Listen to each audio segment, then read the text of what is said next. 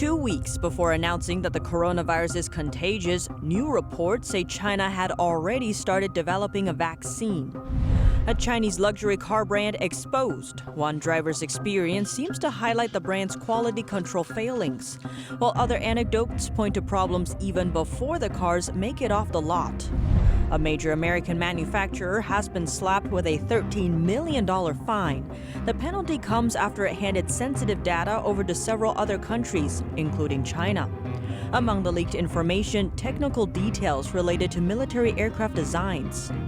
The European Union and India discuss a global infrastructure agreement. It could provide an alternative to Beijing's Belt and Road Initiative. And a resolution is condemning forced organ harvesting in China. Texas state senators unanimously passed the move, and a specialist explains why it's needed. Welcome to China in Focus. I'm Tiffany Meyer. 2 weeks before announcing that the new coronavirus is contagious last January, China seems to have already started developing corresponding vaccines. This, according to official Chinese reports. The Chinese Communist Party, or CCP's Central Commission for Discipline Inspection, published an article on its website. Its goal was to praise the party for its quick vaccine development. But some figures in it are triggering concerns. The article says on January 5, 2020, the Chinese Academy of Sciences Wuhan Institute of Virology successfully isolated the new coronavirus strain. The research and development of the inactivated vaccine for this virus have since begun. But Chinese authorities did not admit that the new virus is capable of human-to-human transmission until 2 weeks later, on January 20th. Another official report also suggests that Chinese authorities started developing the vaccine very early. CCP mouthpiece Xinhua News published it last month. This article also sought to praise the party for its so-called efficiency in developing vaccines. The article quoted the CEO of a subsidiary of Chinese state-owned pharmaceutical company Sinopharm. The CEO said his company created a miracle by developing the vaccine in just 98 days. The Sinopharm vaccine was approved for clinical trials on April 12, 2020. So 98 days before that would be January 5th, 2020. That was when the vaccine project likely started. It was also when Chinese police cracked down on a number of whistleblower doctors in Wuhan. The doctors were warning about the dangers of the contagious virus, but authorities at the time accused them of spreading rumors. Among the whistleblowers was Dr. Li Wenliang. He later died of the virus himself. As of now, the worldwide CCP virus death toll is over 3 million. One Chinese car brand, often praised by state media, may not be so luxurious after all. A Chinese driver posted a video online showing off a number of quality issues he discovered in the car. And some aren't so easy to overlook. NTD's Don Ma has more. A Chinese luxury car branded high-end by Chinese state media is being slammed by one driver as industry garbage. The driver bought a Chinese Hongqi luxury car for about $70,000. All of the latest, most cutting-edge technology is reportedly built in. But here's what he had to say about it. All its so-called high-tech electronic systems have extremely high failure rates. Are we Chinese people, Chinese drivers, so easily deceived? The brand is hailed in China as the benchmark for domestic luxury cars. But this driver says he's only driven 1,800 miles in the new car, yet he's already experienced a long list of issues. The car door handle doesn't work properly. The navigation system freezes. After you exit cruise control, if you don't restart the system, the car won't start again. In the video, he also shows off the car's poorly constructed interior, including a seemingly major design flaw with the car's heated steering wheel feature.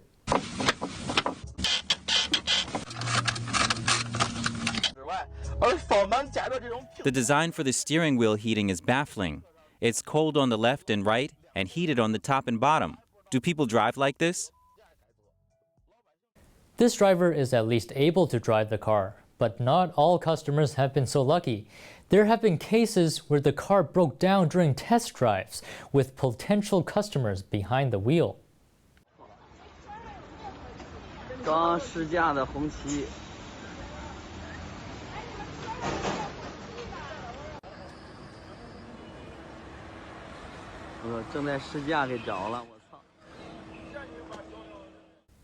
The Hongqi brand is known as China's domestic Cadillac and has a long history.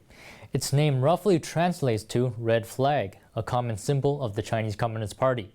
Top party leaders like Mao Zedong and Deng Xiaoping were even known to drive the brand's cars. Don Ma, NTD News. Communist China was once very proud of its military-civil fusion strategy, but all of a sudden, Chinese websites are now removing mentions of it. What is behind such a change? NTD's Becky Zhou has the story. Leaked documents from China show that around June 2018, Chinese authorities were demanding websites to delete information related to the regime's military-civil fusion strategy. An analyst believes their goal is to protect Chinese military-linked companies from U.S. sanctions. The leaked documents obtained by the Epoch Times were from a city in Liaoning province. They were doing it there, but my analysis is that the CCP was doing this across the country.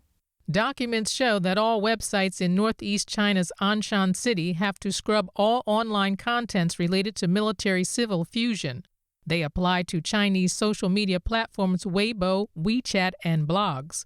CCP leader Xi Jinping first came up with the military-civil fusion concept almost a decade ago. It requires private companies in China to share their technology with the regime's military. Part of the reason is it's easier for private companies rather than the military to gain access to Western technology and to buy microchips. In 2015, Communist China upgraded the concept into a national strategy.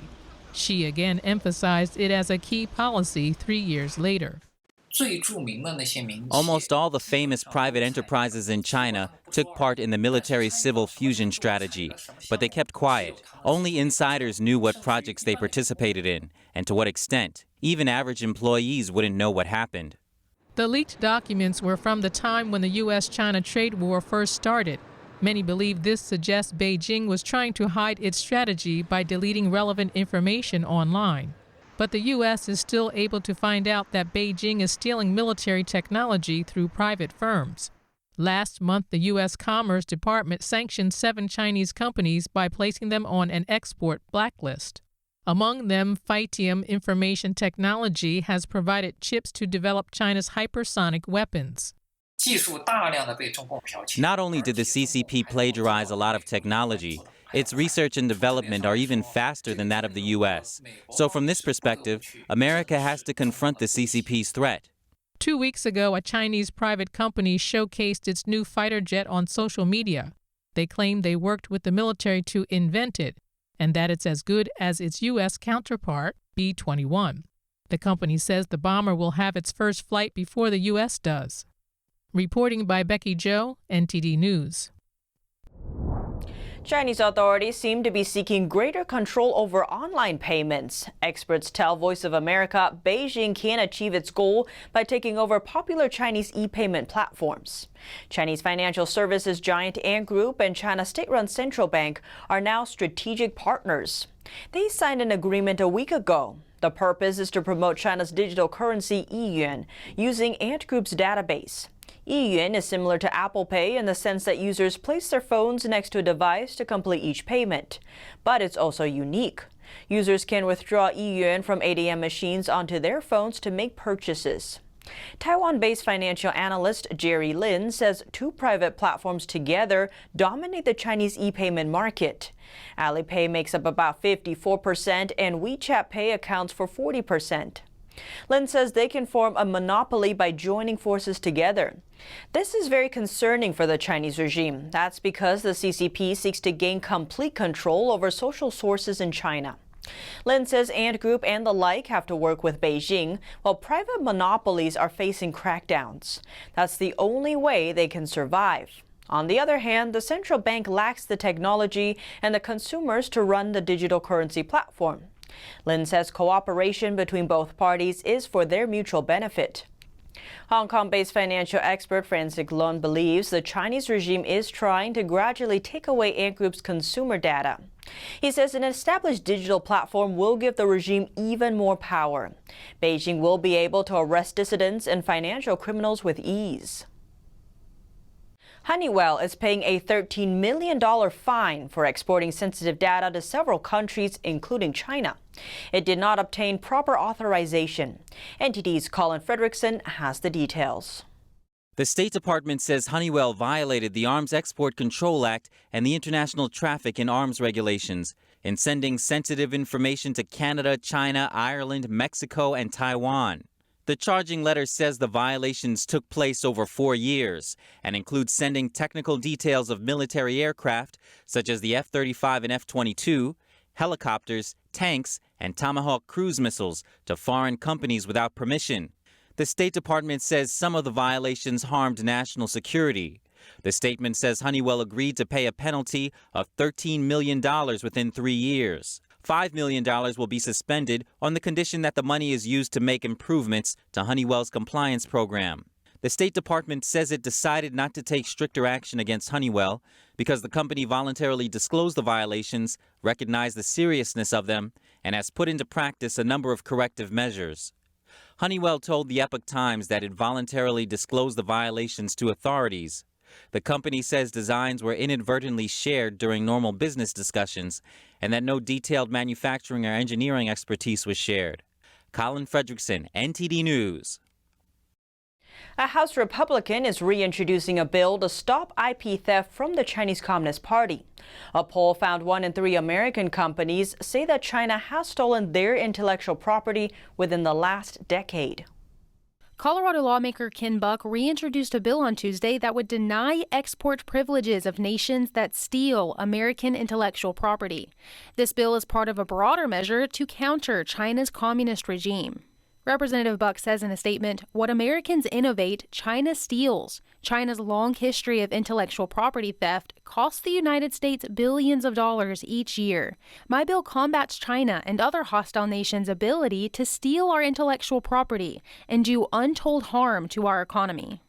It's estimated that intellectual property theft costs the United States economy $600 billion annually. The Chinese regime is engaged in cyber attacks against American businesses, military installations, and government entities. A CNBC poll in 2019 found 1 in 3 American companies say that China has stolen their intellectual property within the last decade. In an interview on Sunday, Secretary of State Antony Blinken said the Biden administration has real concerns about the IP issue.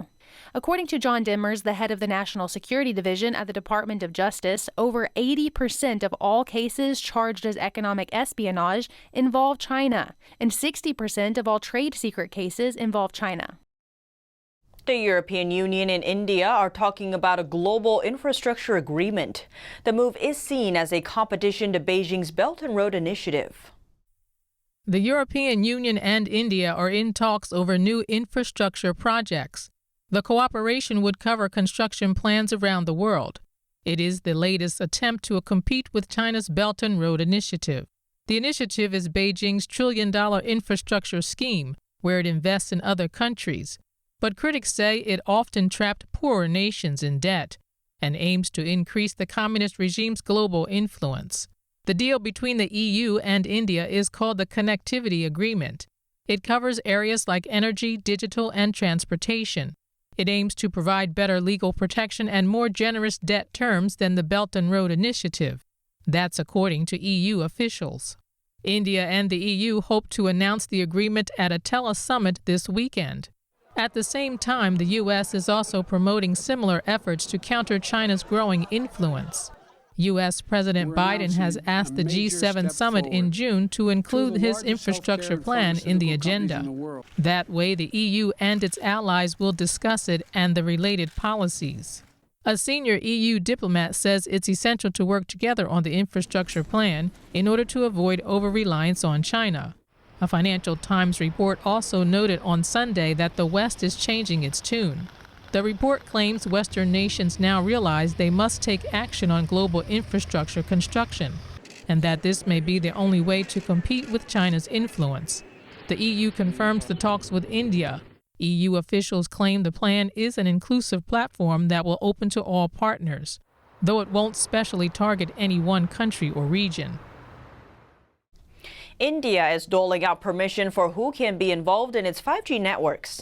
Its government named a handful of telecom gear companies on Tuesday, allowing them to take part in 5G trials there.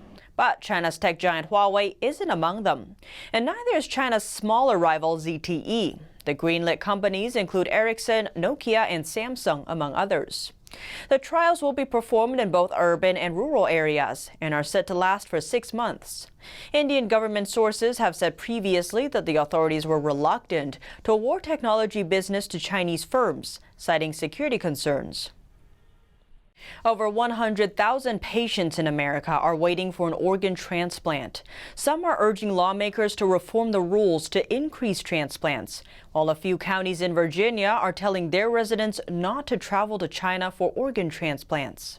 On Tuesday, the House Economic and Consumer Policy Subcommittee chairman examined the nation's system for securing organ transplants for patients.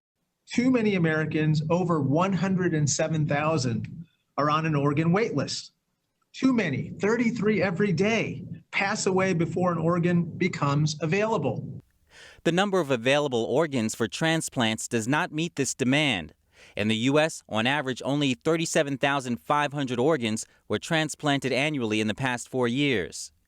That's why many patients discouraged by the lengthy wait time have gone abroad for transplants. But over the past decade, reports have uncovered that the Chinese Communist regime has been killing prisoners of conscience to supply its organ transplantation industry. Many of the harvested organs come from people persecuted for their beliefs, such as Falun Dafa practitioners. Also on Tuesday, lawmakers in Culpeper County, Virginia, unanimously passed a resolution to educate people about forced organ harvesting in China. Experts will inform the county's 50,000 residents about the risks of traveling to China for organ transplants. Culpeper County wishes to raise awareness and to stop local residents from engaging in organ transplant tourism in China. Since this January, over 10 counties in Virginia have condemned the Chinese regime's practice of forced organ harvesting. Texas state senators unanimously passed a resolution condemning Communist China's practice of forced organ harvesting. A transplant specialist from a Texas clinic explains why this resolution is necessary. NTD's Allison Lee has the story. We need to get this out there, and we need to stop this practice. Texas Dr. Howard Mansour is one of the witnesses who testified before state senators about forced organ harvesting in China. 10 years ago, he had a patient who had liver cancer, but multiple transplant centers in Texas turned him down because his chance of survival was too low. The patient then went to China, saying he has some connections there. At that time, I had no idea what was going on in China and how these organs were being harvested, and neither did he. At least he didn't express any idea that this was going on. He just wanted to live. He ended up going over and getting the transplant. The patient came back to the U.S. but still died of cancer 8 months later. Since then, Mansour learned about the Chinese Communist regime's practice of forcibly extracting organs from living prisoners of conscience. He now says he would have warned the patient about it had he known about it back then. He says he believes desperation drove that patient to unknowingly be part of the horrific practice. We all like to think we're moral individuals, but when we're faced with death, we'll try anything, and we really have to protect our people from going over and doing this, and we really have to punish the people that are participating in this. The doctor explains, while organ donors are traceable in the U.S., in China the authorities don't reveal the patients where those organs come from. But many around the world still visit China for organ transplants because the wait time is significantly shorter there compared to the rest of the world. Since testifying to the Texas legislature, Mansour has talked to many fellow Americans and many in the science community about forced organ harvesting. I'll sit down and tell people what's going on in China. The look on people's eyes. People can't believe it. People can't believe it. That's going to be the challenge, to get people to believe this, because it sounds so horrific. In 2019, an independent international tribunal concluded that forced organ harvesting has been taking place in China for years and on a significant scale. Reports of the disturbing practice first emerged in 2006. Prisoners of conscience, including political prisoners, Uyghurs, and adherents of the spiritual practice Falun Dafa, are believed to be the primary source of organs. Mansour says we need to raise awareness about it, not only because it's immoral, but also because Americans must understand the mindset behind a regime that would do such a thing. That says more than just the fact of transplant. That says what this government really is that would do something like this. And that is, to me, having an understanding of what they are, there's obviously no morals there. Mansour believes the Chinese regime's immorality is also a threat to Americans. He hopes the resolution can encourage medical professionals to warn their patients about forced organ harvesting in China. That way, they can both protect Texans from unknowingly partaking in such a practice and help curb the practice, he says. Allison Lee, NTD News. China's highly sought-after deal with the European Union will likely be suspended. This after China sanctioned numerous EU politicians and others. The vice president of the European Commission spoke to French news outlet AFP on Tuesday, saying that the EU-China Comprehensive Agreement on Investment is suspended in a sense. He blamed the possible suspension on China's sanctioning of 10 EU lawmakers, researchers, and institutions in March. The sanctions were a tit-for-tat response to Brussels' penalties on some Chinese officials, levied because of Beijing's human rights abuses against the Uyghur ethnic minority. The investment deal is a treaty for more commercial cooperation between China and the EU. Mainly under the deal, China would lower its restrictions and obstacles, allowing for fairer competition for European businesses looking to operate in China. China has actively sought to complete the EU deal.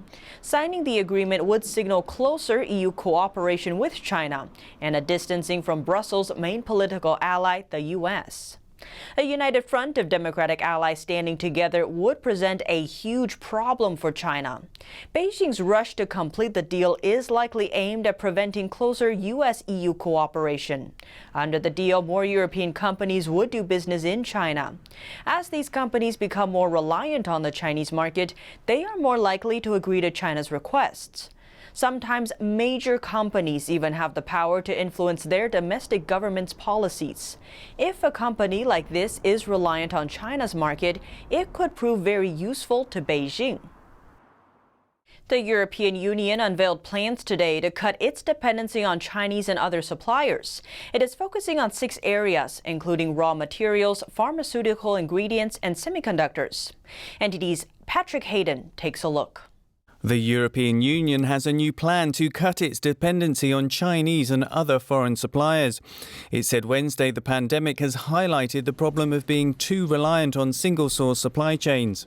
Disruptions in supply chains, well, that leads to lack of essential products, high volumes of non-compliant goods, and poor coordination, well, that has challenged us heavily. The bloc analysed 5,000 products. It found that Europe relies on China for roughly half of the products used in sensitive ecosystems. The EU wants to cut foreign reliance in 6 areas. They are raw materials, pharmaceutical ingredients, semiconductors, batteries, hydrogen and cloud and edge computing. For raw materials, the EU depends on China for 98% of its rare earth minerals, Turkey for 98% of its borate, South Africa for 71% of its platinum, and India and China for 66% of its pharmaceutical ingredients. The EU plans include diversifying its supply chains, stockpiling where possible, and investing in innovation. It also plans to tackle unfair subsidies from governments on imports, which is common in China. And one of the oldest rules that we have is that we don't allow subsidies which harms fair competition. The proposed measures include the ability to fine companies up to 10% of their annual turnover for unfair practices, or be forced to sell part of their business. Vestager says the EU is the first trading bloc globally to introduce tools to tackle harmful subsidies. EU member states and the bloc's parliament will need to agree the proposed measures. Patrick Hayden, NTD News, London. The EU could potentially open investigations against foreign companies under either of the 2 following conditions. If a foreign company wants to take over a European company with a turnover of $600 million, or if the buying contract is more than $300 million.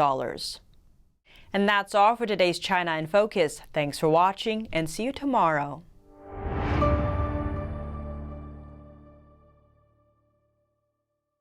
The CCP virus has killed 3 million people, but one question has never been answered.